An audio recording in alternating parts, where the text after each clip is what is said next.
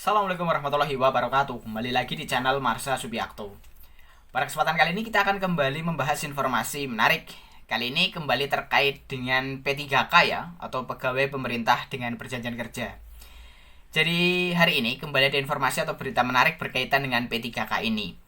Jadi kemarin pada hari Senin 28 Oktober 2024, BKN dan juga Kementerian Pan-RB telah melaksanakan RDP ya, atau rapat dengar pendapat dengan Komisi 2 DPR RI. Dan salah satu yang disampaikan oleh BKN adalah terkait dengan seleksi ASN gitu ya, dari mulai CPNS dan juga P3K.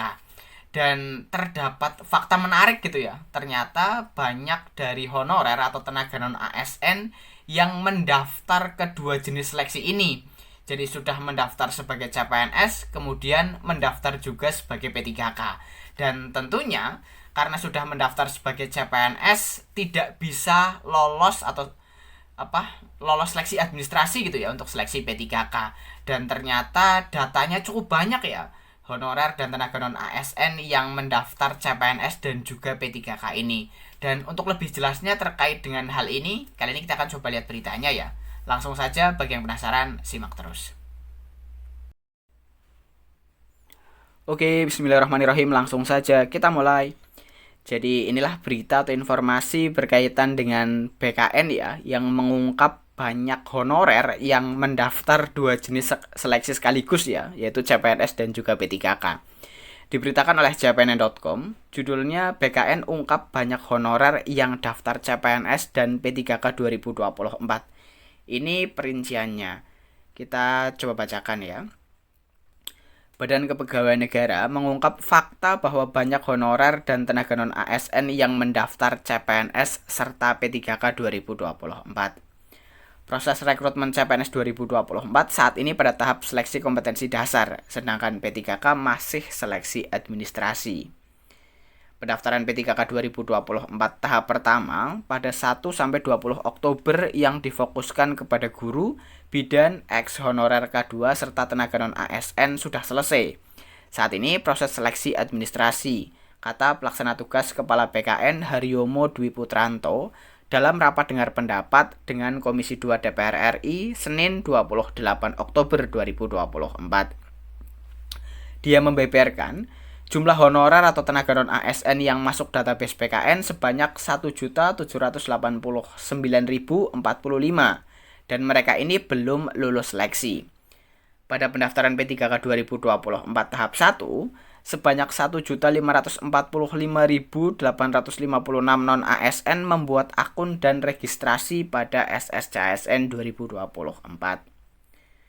Dari jumlah tersebut terdapat 1.380.865 orang atau 77,29% honorer atau non ASN telah submit. Jadi sebanyak 71.386 non ASN submit CPNS dan 1.309.479 non ASN submit P3K tahap 1 terangnya. Lebih lanjut, dia mengatakan dari 1.789.045 honorer dan non-ASN, 408.181 orang atau 22,8% non-ASN belum submit SSCASN 2024. Melihat banyaknya honorer dan non-ASN yang masuk database BKN belum submit, BKN melakukan berbagai langkah sebagai berikut. 1.